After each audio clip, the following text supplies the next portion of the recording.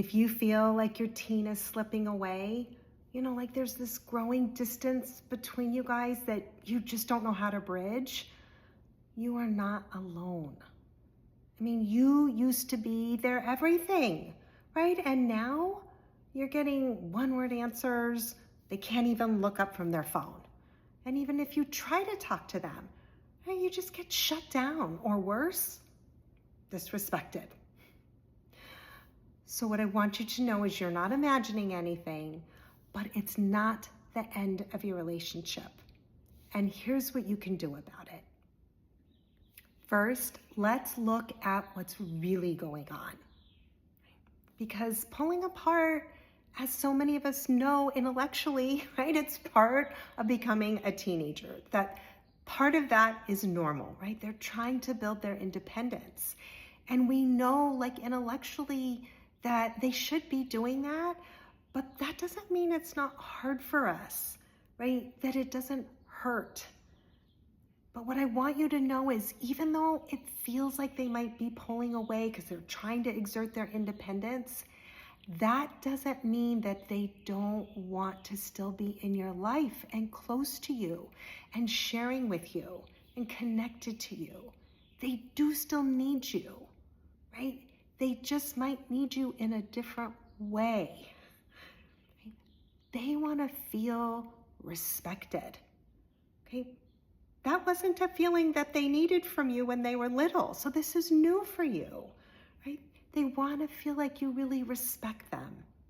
They want to feel like you're not judging them. You're not disappointed in them, right? Because if they feel your judgment or like you're disappointed in them, they feel ashamed.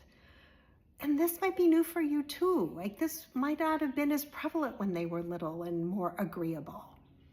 But they're craving that. They're craving your acceptance and your love and your lack of judgment. And also, they really want to feel like you trust them to figure things out. And that's new for you too. Like, they didn't need that when they were little. But now that they're teenagers, they do really need this from you. They need you to trust that they'll figure things out. Right? So when you feel like they're pulling away, which is what we're talking about today, notice if like by what you're saying, that maybe they feel like you're trying to control them or fix them or change them, because you guys, that's a surefire recipe for them pulling away from you. So here are some common mistakes parents make. And how do I know this? Because I made them. And so do a bunch of my clients. So if you see yourself in this, like, don't beat yourself up. No, you're not the only one. You're just like a normal parent like the rest of us. So one of the first things is that we push too hard, right? We want what we want and we want it now. So for example, if you notice they're missing assignments, or they're goofing around playing video games instead of studying for their test, we tend to come down on them really hard, right? Like, you need to do this, you need to do this right now. And when they are feeling that from us, that like judgment and them trying to control them, they're gonna withdraw, they're gonna shut down, right? So I want you to take a minute and think about, like, when does it feel like maybe to them like I'm pushing them too hard, right? And recognize that it's usually when we get a little panicked that something needs to happen, like right then, right at that moment.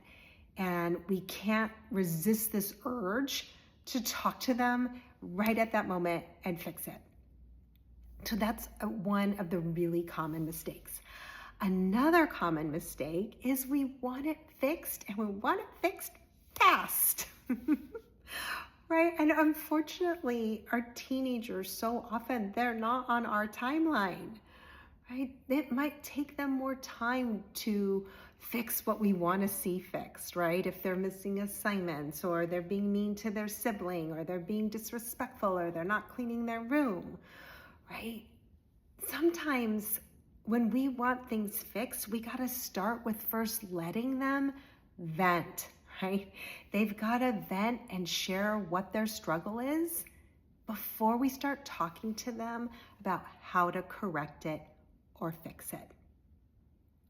And then one of the third most common mistake that I see, guilty as charged, is that we read the distance that they're creating as a sign of disrespect, right? So for example, if you text them and you ask them a question and they don't respond to you, it's so common for the first thing that pops into your mind to be like, that is so rude, they are so disrespectful. And I'm not saying that that's not valid that you feel that way, but what I am saying is if that's where you go, that's going to contribute to them pulling away. It's going to lead to power struggles and to hurt feelings. Okay, so what can we do instead? The part you've all been waiting for. First and foremost, we want to start getting more curious and lecturing less. Now, I know this is really hard. Most of us don't even realize we're lecturing. I love to try to remind myself that line in what the Aaron Burr says in Hamilton, which was talk less, smile more. Right?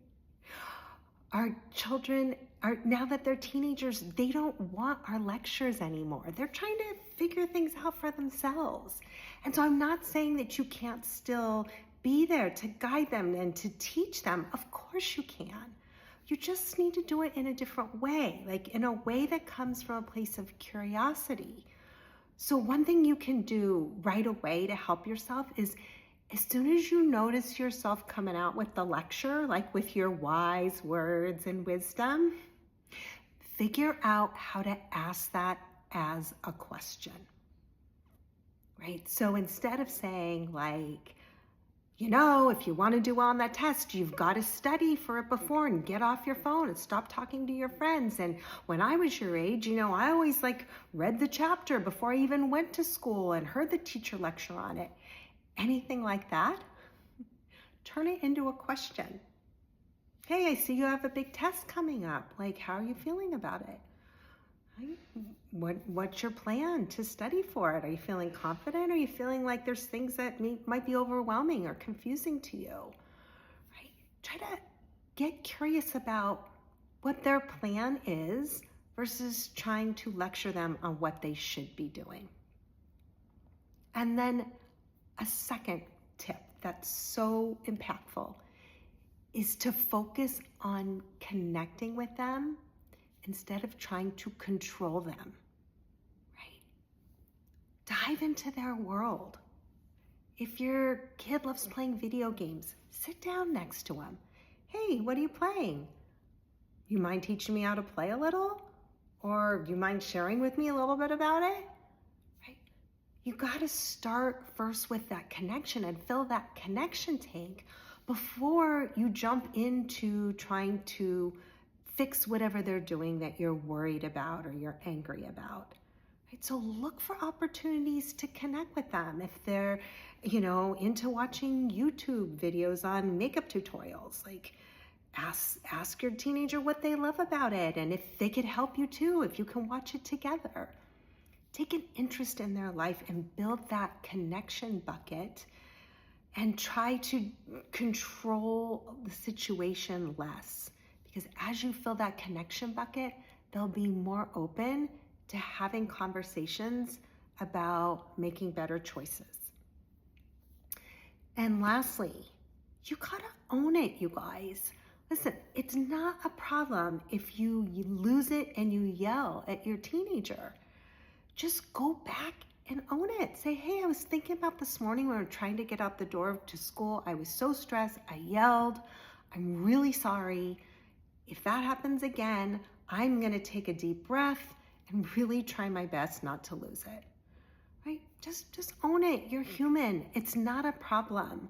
You just have to go back and make those repairs. And when you do, not only feels better to you, it feels better to them, and you're modeling taking responsibility and how to fix things. So remember, pulling away doesn't mean your relationship is broken. It just means it's time to relate differently. If you want more tools to reconnect with your teen, subscribe to my YouTube channel and go download the link in the comments of 5 questions to get your teens talking.